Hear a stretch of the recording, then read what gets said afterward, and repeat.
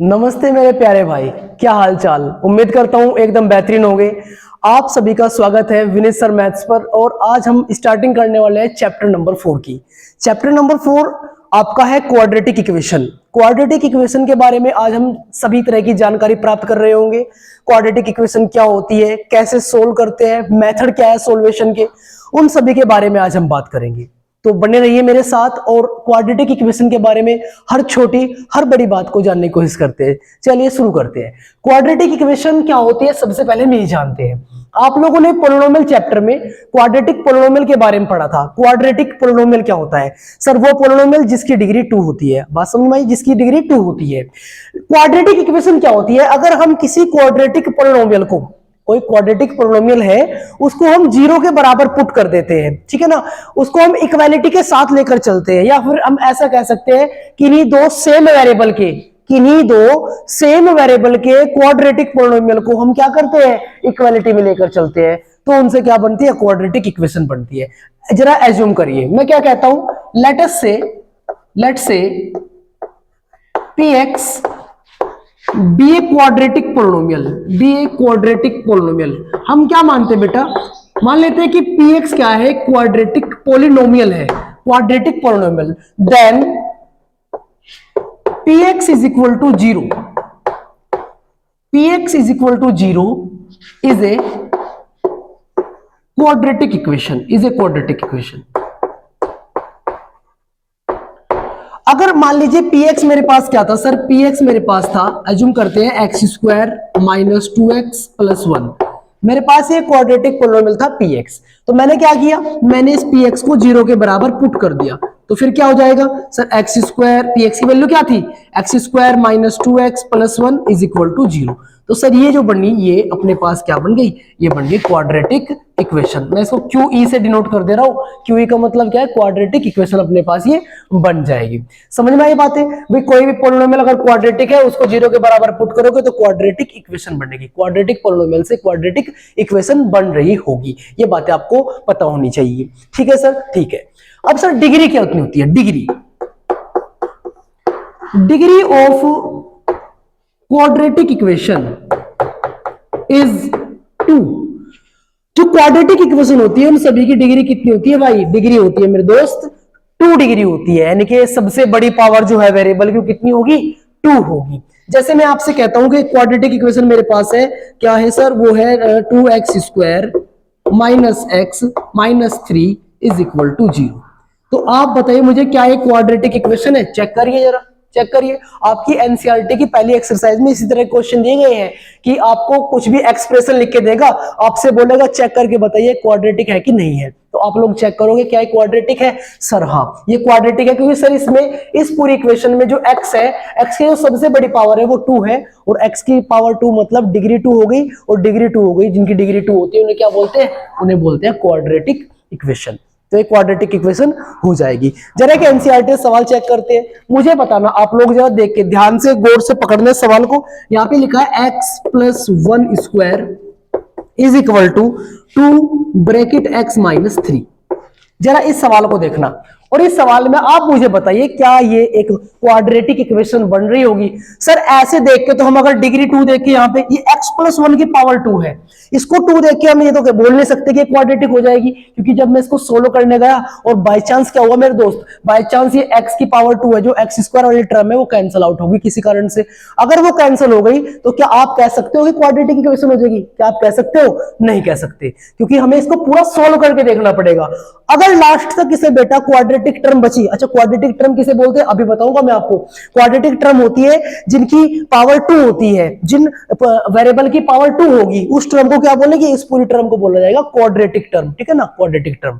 चलो sir check करते हैं। सर इसमें देख लीजिए a प्लस b का स्क्वायर लगा दीजिए, a² प्लस b², 1 का स्क्वायर तो 1 हो जाएगा, प्लस 2ab x की 1 में मल्टीप्लाई करेंगे 2x, ये इतना हो जाएगा। इधर आइए सर, 2 की x में करेंगे 2x माइनस 2 3 जा 6 हो जाएगा।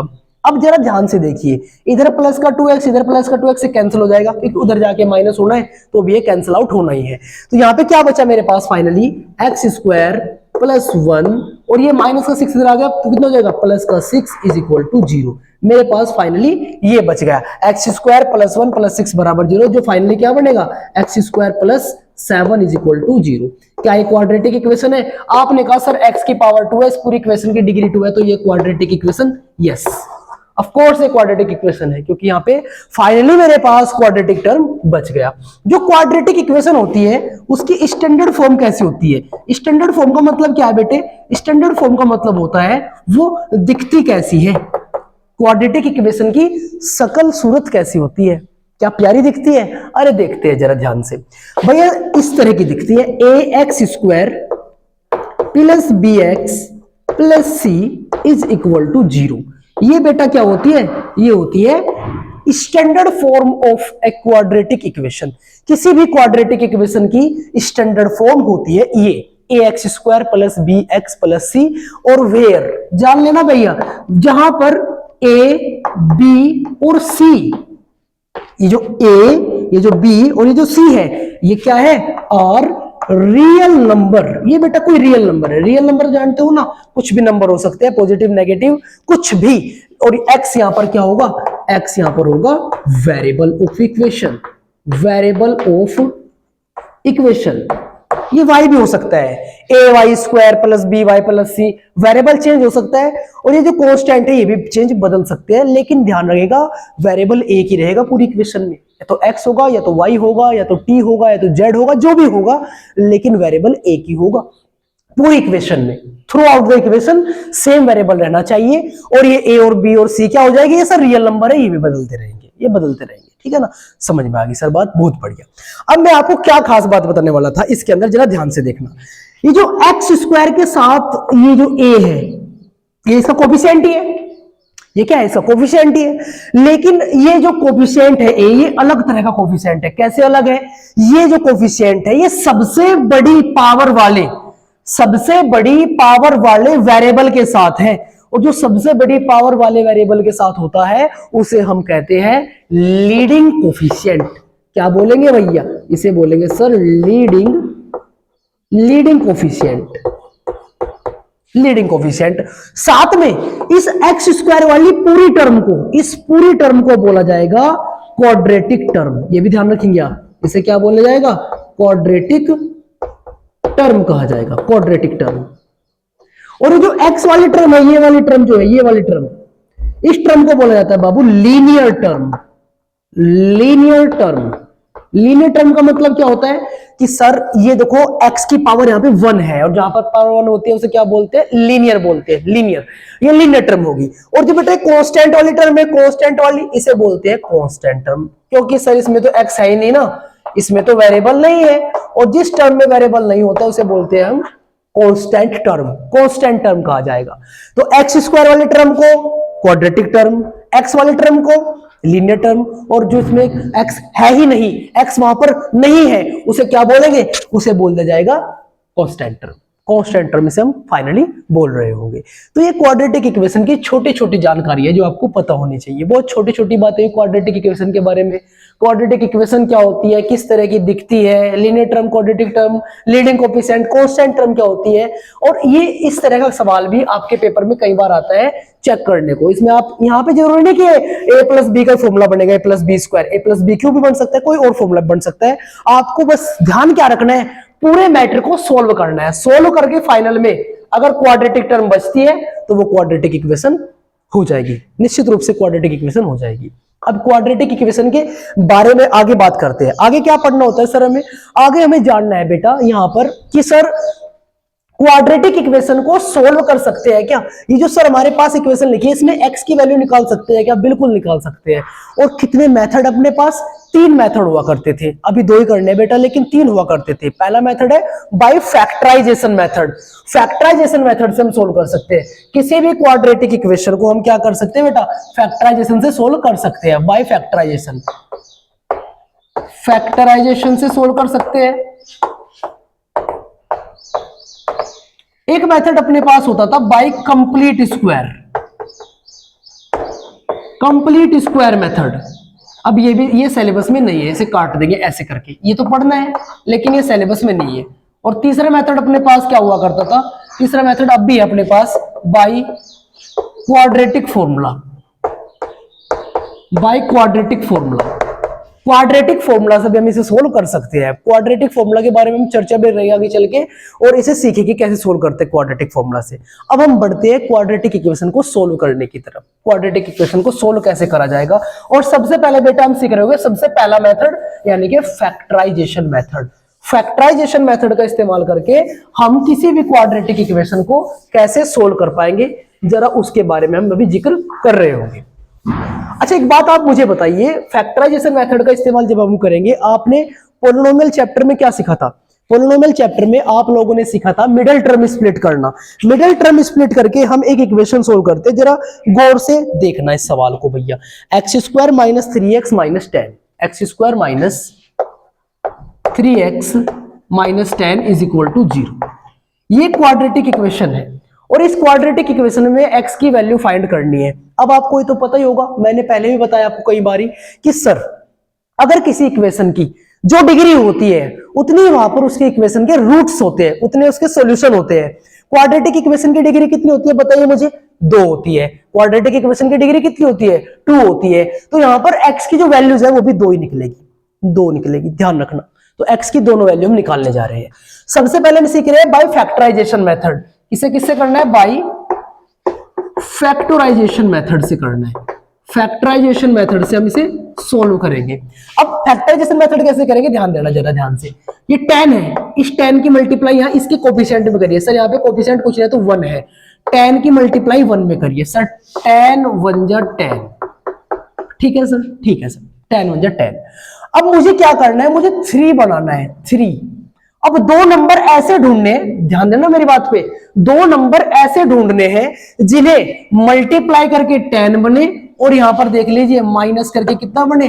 3 बने। माइनस करके कितना बने? 3 बने, 3। अब ऐसे कौन नंबर हो सकते हैं सर? मल्टीप्लाई करके 10 बन जाए, माइनस करके कितना बन जाए?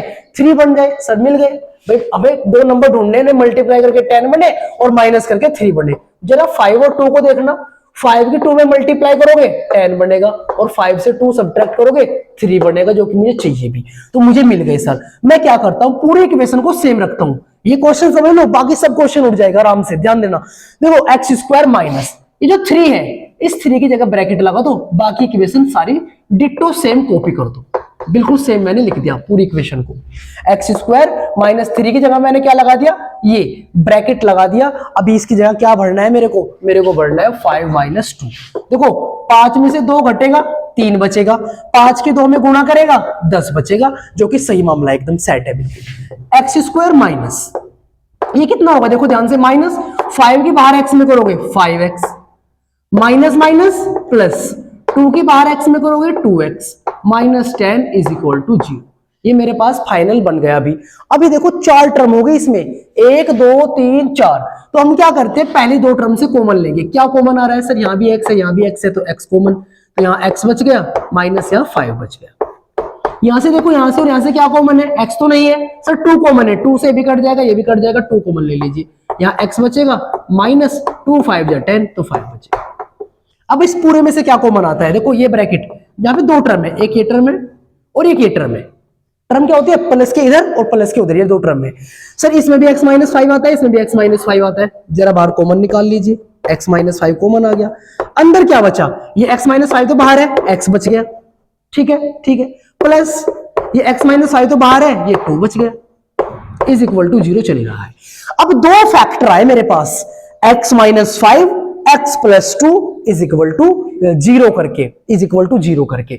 अब जरा ध्यान देना, 2 फैक्टर की प्रोडक्ट, 2 फैक्टर की प्रोडक्ट 0 है, या तो ये 0 है, या तो ये 0 है, या तो दोनों 0 है। तो हम क्या लेट करके चलते हैं, एज्यूम करके चलते हैं दोनों 0 है। पहले इसको 0 के बराबर करते हैं। When x minus 5 is equal to 0, तो x का वैल्यू कितना आएगा? 5। x की वैल्यू कितनी आ जाएगी भाई? 5 आ जाएगी। और जब आप इस दूसरे फैक्टर को 0 के बराबर कर रहे होगे, x plus 2 is equal to 0, तो x की वैल्यू कितनी आएगी? -2। तो देखो 2 वैल्यू निकल के आ गई x की। क्वाड्रेटिक इक्वेशन को सोल्व किया फैक्टराइजेशन मेथड से, तो मेरे को 2 वैल्यू x की मिल गई। दोनों सही वैल्यू है, दोनों इस इक्वेशन को सेटिस्फाई करेगी। इसका मतलब ये x is equal to 5 and x is equal to -2। Are the solution of given equation. Given equation क्या मतलब भाई इस बात का?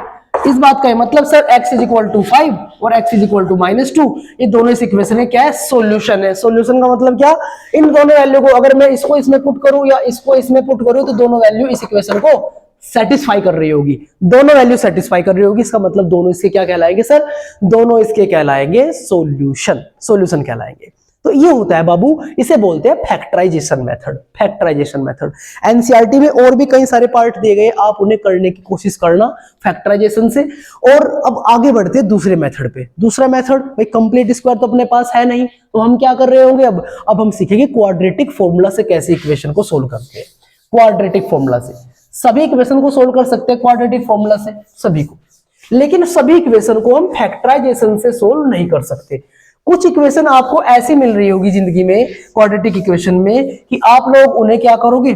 उन्हें आप सोल्व ही नहीं कर पाओगे फैक्टराइजेशन मेथड से। आप फैक्टर, जैसे मैंने अभी बेटा 5 और 2 दो फैक्टर ढूंढे थे, 5 और 2 दो फैक्टर मैंने ढूंढे थे, लेकिन उन दोनों को किसी इक्वेशन में ऐसा होगा कि आप दो वे फैक्टर ढूंढ ही नहीं पाओगे। आप मल्टीप्लाई करके 10 नहीं बना पाओगे या माइनस करके 3 नहीं बना पाओगे, जैसे अभी हम कर रहे थे पिछले क्वेश्चन में। ऐसा नहीं हो पाएगा। तो जब ऐसा नहीं हो पाएगा तो फिर अपने काम कौन आएगा सर? अपने काम आएगा क्वाड्रेटिक फॉर्मूला। Quadratic formula. अब जो क्वाड्रेटिक फॉर्मूला होता है, इसके लिए सबसे पहले हमें डी निकालना होता है। डी का मतलब क्या होता है? डिस्क्रिमिनेंट। डिस्क्रिमिनेंट मान लो आपके पास इक्वेशन गिवन है ax² plus bx plus c is equal to 0। ये क्वाड्रेटिक इक्वेशन की क्या है? स्टैंडर्ड फॉर्म है, जनरल फॉर्म है। चलो जी सर बात कर लेते हैं। अब जरा डी निकालना बताओ। डी का मतलब क्या होता है? सबसे पहले ये जानो, डी होता है बेटा डिस्क्रिमिनेंट। डिस्क्रिमिनेंट, विविध कर जिसे कहते हैं, डिस्क्रिमिनेंट। डिस्क्रिमिनेंट क्या होता है? डी, इसका फॉर्मूला क्या होता है? b² minus 4ac। b² minus 4ac। अब ये क्या करता है? डी क्या काम करता है? डी काम करता है जो भी इक्वेशन आपको गिवन है उस इक्वेशन का क्या बताता है? नेचर ऑफ रूट बताता है। नेचर ऑफ रूट बताता है। Nature of root. Nature of root का मतलब क्या है? कि जो इक्वेशन में x की वैल्यूज आ रही है, रूट नहीं तो बोलते बेटा, जो इक्वेशन में x की वैल्यूज आ रही है वो कैसी है? वो रियल है, वो क्वाड्रेटिक है, सॉरी वो रियल है, इमेजिनरी है, या फिर वो 0 के बराबर आके दो रियल इक्वल रूट्स है, दो इक्वल रियल रूट्स है। मतलब क्या? कि जो x की वैल्यू आएगी, भाई एक बात आप मुझे बताओ, यहां से दो वैल्यू निकलेगी नहीं, ये तो अल्फा एक बीटा, क्योंकि सर इक्वेशन की डिग्री 2 है तो दो वैल्यूज पॉसिबल है। तो हो सकता है दोनों वैल्यूज रियल हो। रियल हो, रियल का मतलब क्या? वास्तविक, रियल नंबर हो, या दोनों वैल्यूज क्या हो? इमेजिनरी हो। दोनों वैल्यूज इमेजिनरी भी तो हो सकती है। हाँ सर हो सकती है। या फिर सर ऐसा हो सकता है ये दोनों वैल्यूज इक्वल हो, अल्फा बराबर हो बीटा के। अल्फा बराबर किसके हो जाए? बीटा के हो जाए। ये भी हो सकता है। तो 3 केस हम यहां पर लेकर चल रहे होंगे, उनको हम डिस्कशन थोड़ी देर बाद करेंगे, लेकिन उससे पहले हम क्या करेंगे? उससे पहले सर क्वाड्रेटिक फॉर्मूला जानेंगे। नेचर ऑफ रूट डिसाइड कैसे करते हैं अभी अगले स्लाइड में बात करेंगे। अभी पहले इसे समझो, क्वाड्रेटिक फॉर्मूला। मान लीजिए यहां पे x की आपको वैल्यू निकालनी है, x की आपको वैल्यू निकालनी है, तो एक फॉर्मूला इस्तेमाल करो, माइनस बी आप जानते हो x का कोफिशिएंट है, plus minus root b² minus 4ac upon 2a। ये फॉर्मूला आप अप्लाई करोगे, ये फॉर्मूला आप अप्लाई करोगे। x is equal to minus b plus minus root b² minus 4ac upon 2a। इस फॉर्मूले से आप डायरेक्टली बिना फैक्टर किए x की दो वैल्यूज निकाल पाओगे। अच्छा सर, मैं कहता हूं सर दो वैल्यू अल्फा और बीटा है, तो इसमें कहां दो वैल्यू दिख रही है? जरा ध्यान से देखना। पहली वैल्यू आपकी क्या होगी? अल्फा की, माइनस बी। अब जरा ध्यान दो, यहां पे प्लस और माइनस दो साइन है, तो एक बार आप प्लस ले लो, plus root b² minus 4ac upon 2a। पहला रूट तो इक्वेशन का ये हो गया, पहला रूट आ गया अल्फा बराबर ये। अब दूसरा रूट क्या होगा? बीटा बराबर माइनस बी। अब सर यहां पे हमने प्लस लिया था पहले, इस बार माइनस ले लो, दो साइन है अपने पास, minus b² minus 4ac upon 2a। ये दूसरा रूट अपने पास आ चुका है। दो रूट ऐसे निकल जाते हैं क्वाड्रेटिक फॉर्मूला से। क्वाड्रेटिक फॉर्मूला का इस्तेमाल करके आप अल्फा और बीटा मतलब एक्स की दोनों वैल्यूज ऐसे ऐसे निकाल सकते हो, या फिर आप डायरेक्टली इससे भी निकाल सकते हो करके। ठीक बात है। इस फॉर्मूला को थोड़ा छोटा करते हैं, थोड़ा बड़ा दिख रहा है देखने में। अब जरा इसको यहाँ पे छोटा करते हैं, इधर छोटा करते हैं। x is equal to minus b plus minus. अच्छा, जब रूट के अंदर ये क्वांटिटी लिखी है, रूट के अंदर ये तो सर d की वैल्यू है, जरा इसकी और इसकी शकल मैच करिए ना, ये वाली वैल्यू और ये वाली वैल्यू, ये दोनों क्या है, ये दोनों तो हाँ d की वैल्यू है, d की वैल्यू, ये d की वैल्यू रूट d अपॉन 2 है। तो इस फॉर्मूला को मैं ऐसे करके भी लिख सकता हूं, ऐसे करके भी लिख सकता हूं। भाई ये वैल्यू d की है ना डिस्क्रिमिनेंट की, लेकिन ये तो रूट के अंदर बैठी है, तो मैं इसके जगह पे d भी तो रिप्लेस कर सकता हूं डायरेक्टली। कुछ लोग क्या करते हैं, पहले d निकालते हैं फिर यहां पे पुट कर देते हैं। कुछ लोग क्या करते हैं, साथ में लेके चलते हैं और इसके अंदर ही सोल्व करते हैं इसको। ठीक है ना, तो दोनों तरीके से होता है, कोई इसमें कोई प्रॉब्लम होने वाली नहीं है। आप किसी भी मेथड से जाएंगे तो आपको x की वैल्यू मिल जाएगी। दोनों मेथड सीख लिए। अब इससे सवाल हम कर रहे होंगे थोड़ी देर बाद, लेकिन उससे पहले हम नेचर ऑफ रूट समझते हैं, यानी कि क्वाड्रेटिक इक्वेशन में जो x की जो वैल्यू निकलती है वो किस प्रकार से हो सकती है, कैसे कैसे हो सकती है, उन्हें जरा जानने की कोशिश करते हैं। जरा ध्यान से देखना, इसे नोट कर लीजिए फटाफट, फिर मैं इसको हटा रहा हूं। आगे बढ़ते हैं, अब नेचर ऑफ रूट के बारे में जानेंगे। x की दोनों वैल्यूज रियल होगी या इमेजिनरी होगी या फिर इक्वल होगी, रियल एंड इक्वल रूट जिसे हम कहते हैं। चलो स्टार्ट करते हैं। अब हम सीखते हैं नेचर ऑफ रूट के बारे में। Nature of root, nature of root, और सबसे पहले हम बात करेंगे, और ये डिपेंड किसके ऊपर करता है, इट डिपेंड्स अपॉन डिस्क्रिमिनेंट। ये डिस्क्रिमिनेंट यानी कि डी के ऊपर डिपेंड करेगी सारी बातें, डी के ऊपर।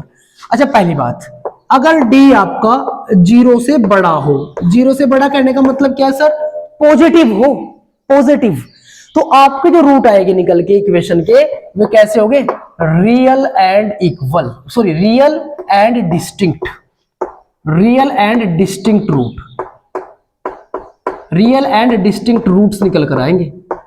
इस बात का मतलब क्या है कि सर जो x की दो वैल्यू आ रही थी अल्फा और बीटा, वे दोनों रियल होगी, डिस्टिंक्ट मतलब सर अलग अलग होगी, अलग अलग वैल्यूज आएगी, दोनों अल्फा बीटा अलग अलग होगी। तो जब d पॉजिटिव होगा यानी कि 0 से बड़ा होगा तो रियल और इक्वल रूट आएंगे। अब इस बात को थोड़ा और क्लासिफाई करता हूं, क्योंकि आपका मैथमेटिक्स कैसा स्टैंडर्ड मैथ पूछा जा रहा है सीबीएसई बोर्ड में, तो इसके अंदर इसको हम थोड़ा सा और कुरेद सकते हैं। कैसे, d पॉजिटिव भी हो, लेकिन d पॉजिटिव दो तरीके से भी तो हो सकता है। ये d की जो वैल्यू हो परफेक्ट स्क्वायर हो, परफेक्ट स्क्वायर, परफेक्ट स्क्वायर का मतलब समझते हो, जिसका कोई ना कोई स्क्वायर हो, मतलब जैसे 1 है, 4 है, 9 है, 16 है, 25 है, मतलब वे नंबर जिनको किसी नेचुरल नंबर का स्क्वायर लिखा जा सकता है, उन्हें हम क्या कहते हैं, उन्हें हम कहते हैं परफेक्ट स्क्वायर कहते हैं, परफेक्ट स्क्वायर। और d की वैल्यू नॉन परफेक्ट भी हो सकती है। नॉन परफेक्ट कैसे, जैसे 20, 30, 40, 20, 30, 40 क्या है, नॉन परफेक्ट स्क्वायर है, क्योंकि ये किसी के स्क्वायर नहीं होते। ठीक है ना, परफेक्ट स्क्वायर क्या होते हैं सर, 1, 4, 9, 25, इस तरह के नंबर। नॉन परफेक्ट क्या होते हैं, जैसे 3 है, 5 है, 8 है, 10 है, 20 है, ये नंबर कैसे है, नॉन परफेक्ट है। ये किसी का स्क्वायर है क्या, नहीं है सर, ये तो 1 का स्क्वायर है, 2 का स्क्वायर है, 3 का स्क्वायर है, 4 का है, सॉरी 5 का स्क्वायर है, 25, ऐसे करके ये तो स्क्वायर है, लेकिन क्या ये स्क्वायर है किसी के, नहीं है, तो ये नॉन परफेक्ट है। तो d की वैल्यू अगर परफेक्ट स्क्वायर आई तो रूट्स हो गए, वो हो गए rational, real and rational root, real and rational root.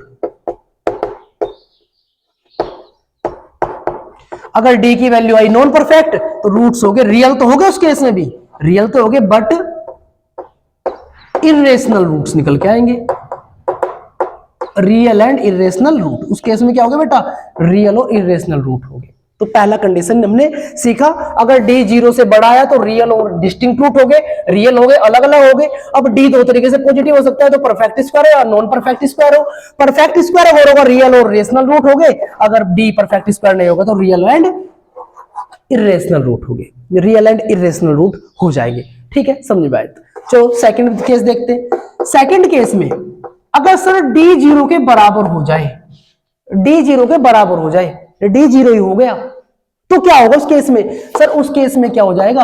उस केस में रियल रूट एग्जिस्ट करेंगे एंड इक्वल रूट एग्जिस्ट करेंगे, रियल एंड इक्वल रूट्स। मतलब x की जो दो वैल्यूज आएगी वे दोनों रियल होगी और साथ में इक्वल होगी, मतलब दोनों बराबर होगी। कैसे बराबर होगी?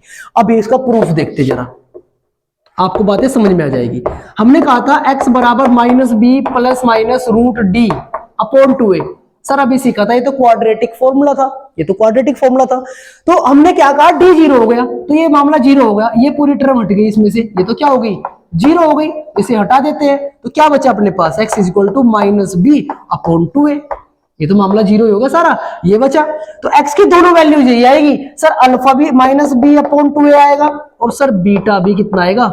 Minus b upon 2a। X भी सॉरी एक्स की ये वैल्यू आई, एक्स का एक ही वैल्यू है, अब एक नहीं है ये दोनों यही होगी, क्योंकि क्वाड्रेटिक है, रूट तो दो होने जरूरी है। दोनों रूट क्या हो जाएंगे? सेम हो जाएंगे, इक्वल हो जाएगी इस कंडीशन से।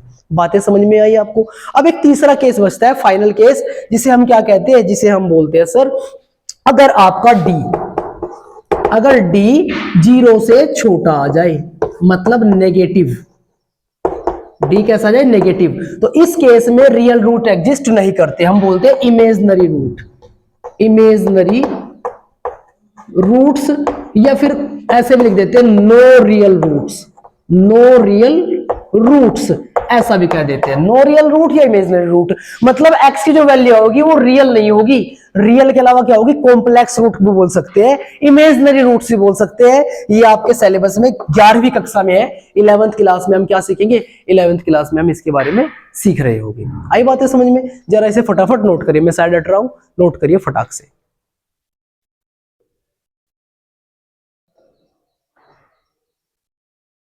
जल्दी से नोट करिए भाई। चलो अब हम आगे बढ़ते जाते हैं, इसे हम साफ कर देते हैं और आगे हम बढ़ते हैं। अब एक दो क्वेश्चन प्रैक्टिस कर लेते हैं, क्वेश्चन देख लेते हैं। बेसिक आपको इतना ही ध्यान रखना है इस चैप्टर के अंदर, कब कैसे रूट होंगे, nature of root, solution method क्या है सॉल्यूशन फाइंड करने के, है ना? बस यही बात है। क्वाड्रेटिक इक्वेशन की जो बेसिक डेफिनेशन है, तो आपका चैप्टर परफेक्टली डन हो जाएगा। वर्ड प्रॉब्लम भी इसके चैप्टर के अंदर आती है, तो वो भी हम कर लेंगे। अभी हम एक आधा सवाल के की वैल्यूज निकालने पे कर लेते हैं, बहुत इंपॉर्टेंट क्वेश्चन होते हैं। के की वैल्यूज कई बार क्वेश्चन में पूछी जाती है, एग्जाम में आती रहती है, जरा देखते हैं। एनसीईआरटी से कर लेते हैं, एनसीईआरटी से हम करते हैं भैया, देख लेते हैं एक बार। हाँ, ये वाला क्वेश्चन हम कर लेते हैं, ये वाला क्वेश्चन। यहाँ पे हमें क्वेश्चन दिया है, एक इक्वेशन है 2x square plus kx plus 3 is equal to 0। ये इक्वेशन दी है भाई, और हमसे कहा है कि इसके क्या है? इसके they have two real and equal root, two equal roots. Two equal roots का मतलब अभी मैंने आपको बताया था, जब भी इक्वल रूट्स की बात होगी तो डिस्क्रिमिनेंट को 0 के बराबर लेकर चलेंगे। डिस्क्रिमिनेंट का फॉर्मूला क्या था? B square minus 4ac is equal to 0। अब b क्या होता है? x के साथ जो है, x के साथ k है तो k का स्क्वायर, ये हो जाएगा k का स्क्वायर माइनस 4। a की वैल्यू क्या होती है? जो x स्क्वायर के साथ होता है, मतलब 2, और c की वैल्यू क्या होती है? जो कांस्टेंट टर्म होती है 3 इज इक्वल टू 0। ये जाएगा k स्क्वायर माइनस 4 2 जा 8 3 जा 24 is equal to 0। K square is equal to, ये माइनस 24 इधर आके प्लस 24, के ऊपर से स्क्वायर हटेगा, इसके ऊपर रूट आएगा प्लस माइनस साइन के साथ 24। अच्छा 24 के फैक्टर कैसे हो सकते हैं? 24 को फैक्टराइज करिए जरा। 24 को हम फैक्टराइज कर सकते हैं, 2 से जाएगा 12 टाइम, 2 से जाएगा 6 टाइम, 2 से 3 और 3 से 1। तो मतलब इसको लिख सकते हैं 2 2 जा 4 2 जा 8 3 जा 24 ऐसे। ये 2 का पेयर बन गया, 2 तो बाहर निकल जाएगा और ये रूट के अंदर क्या रह गया? रूट के अंदर रहेगा 3 2 जा 6। तो के की वैल्यू है प्लस माइनस 2√6। ये फाइनल आंसर इस तरह के सवालों को हो जाता है। ये सवाल बड़े फ्रीक्वेंट होते हैं, एमसीक्यू में पूछ लिया जाता है, कई बार 2 नंबर में पूछ लिया जाता है। 2 मार्क का क्वेश्चन है, और इसमें आपको बस एक बात ध्यान रखनी होती है कि डी को हमेशा 0 के बराबर लेके चलना होता है। ये डी 0 के बराबर क्यों लिया? ये क्वेश्चन में दिया गया था कि इक्वेशन के 2 रियल एंड इक्वल रूट्स हैं, और जब भी 2 रियल एंड इक्वल रूट्स होते हैं तो डी की वैल्यू हमेशा कितनी होती है? 0 होती है। इसकी हेल्प से हमने के की वैल्यूज को फाइंड कर लेंगे। ठीक है, जल्दी से नोट करिए फटाफट, फिर हम इसको हटा रहे हैं यहां से। चलिए अब हम एक वर्ड प्रॉब्लम भी आपको करके बताएंगे। वर्ड प्रॉब्लम जरा देखिए ध्यान से।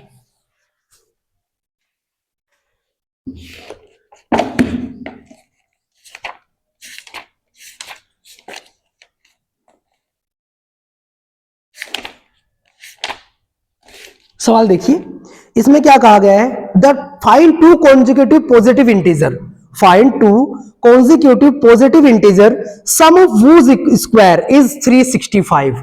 दो इंटीजर, दो कॉन्जिक्यूटिव इंटीजर है, उनके स्क्वायर का जो सम दिया है वो 365 दिया है, उनको फाइंड करिए। तो पहले हम कॉन्जिक्यूटिव इंटीजर लेट कर लेते हैं, लेट करते हैं, let two consecutive positive integer की बात कर रहे हैं, consecutive integer is equal to, एक को मानते हैं x और एक को मानते हैं x प्लस 1। कॉन्जिक्यूटिव का मतलब क्या होता है, लगातार, क्रमागत। एक x है तो दूसरा क्या है, x प्लस 1 है। अब क्वेश्चन में ऐसा कहा कि इन दोनों का स्क्वायर करके जोड़ोगे ना, मतलब x का स्क्वायर किया तो x स्क्वायर मिला, x प्लस 1 का स्क्वायर कर देंगे इस तरह से, और दोनों को सम करोगे, इन दोनों के स्क्वायर का सम मिलेगा हमें 365। तो जरा यहां से x की वैल्यू फाइंड करने की कोशिश करते हैं, एक्स स्क्वायर, यहाँ पे a प्लस बी स्क्वायर लगाओ, a square plus b square plus 2ab is equal to 365। ये कितना हो जाएगा, x square 2x square plus 2x, और ये प्लस 1 उधर जाके सब्ट्रैक्ट करा देते हैं, बचेगा 364। पूरी इक्वेशन से 2 कॉमन आएगा, 2 कॉमन ले लेते हैं, कितना बचेगा एक्स स्क्वायर, कितना बचेगा x इज इक्वल टू 364। ये 2 उधर जाके डिवाइड में इसको डिवाइड करेगा कितने टाइम्स, 2 1 जा 2, 2 8 जा 16, 2 2 जा 4। तो ये बना अपने पास एक्स स्क्वायर प्लस एक्स, 82 को इधर बुला लो, 182 माइनस में इज इक्वल टू 0। ये मेरे पास क्या हो गया, ये मेरे पास आ गया है इक्वेशन, क्वाड्रेटिक इक्वेशन बन गई। अब यहाँ पे फैक्टर ढूंढना एक बड़ी बात है, फैक्टर ढूंढना। देखो हमें 182 के फैक्टर ढूंढने, जिन्हें माइनस करके 1 बनता हो। अब वो शायद 13 और 14 हो सकते हैं, जरा चेक कर लेते हैं। 13 और 14 की मल्टीप्लाई करिए, क्योंकि डिफरेंस तो उनका 1 है ही, लेकिन मल्टीप्लाई जरा चेक कर लेते हैं। 4 3 12, 4 1 5, 1 3 1, जी बिल्कुल 182 बन रहा है, मल्टीप्लाई करके 182 बन रहा है 13 और 14 को, और डिफरेंस तो उनका 1 होता ही है। तो अपने फैक्टर मिल गए हमें, हम इधर सोल्व कर लेते हैं। हमें फैक्टर मिले कितना, हमें मिला 13 और 14, 13 और 14। तो हम क्या कर लेते हैं सर, यहाँ पे रख देते हैं x, यहाँ पे x square plus 14x minus 13x minus 182 is equal to 0। यहां से कॉमन आएगा x, तो बचेगा x प्लस 14, यहां से कॉमन आएगा 13, तो ये बचेगा x माइनस माइनस हो जाएगा प्लस 14 इज इक्वल टू 0। अब देखो x प्लस 14 कॉमन आ गया, पूरा ब्रैकेट है, और एक अपने पास बन जाएगा x minus 13 is equal to 0। तो एक वैल्यू अपने पास आई माइनस का 14, यहां से, और यहां से कितनी आएगी, x की वैल्यू आएगी 13। क्या ये दोनों वैल्यू एक्सेप्टेबल है, क्या दोनों वैल्यू एक्सेप्टेबल है, जी नहीं। ये वाली वैल्यू हम लेकर नहीं चलेंगे, क्योंकि उसने हमें क्या बोला था, x कोई एक पॉजिटिव इंटीजर है, क्या ये पॉजिटिव है, जी नहीं, तो हम इसे हटा देंगे। तो x की केवल 13 वैल्यू मेरी पॉसिबल है, यहाँ पर 13 में ले सकता हूं x की वैल्यू। तो x की वैल्यू 13 हो गई, दोनों इंटीजर निकाल दिए। फर्स्ट इंटीजर x माना था, x की वैल्यू तो 13 आई। सेकंड इंटीजर को कितना माना था, x प्लस 1 माना था, तो 13 प्लस 1 कितना हो जाएगा 14। ये मेरे दो इंटीजर आ गए, खत्म। वर्ड प्रॉब्लम के सवाल भी ऐसे इसमें बन जाते हैं। ठीक बात समझ में आई। तो क्वाड्रेटिक इक्वेशन में इसी तरह के क्वेश्चन है, आपको यही प्रैक्टिस करनी है। बेसिक मैंने बता दिया, खूब दबा के क्वेश्चन प्रैक्टिस करेंगे, और इस वीडियो में यहीं तक रखेंगे। Thank you so much.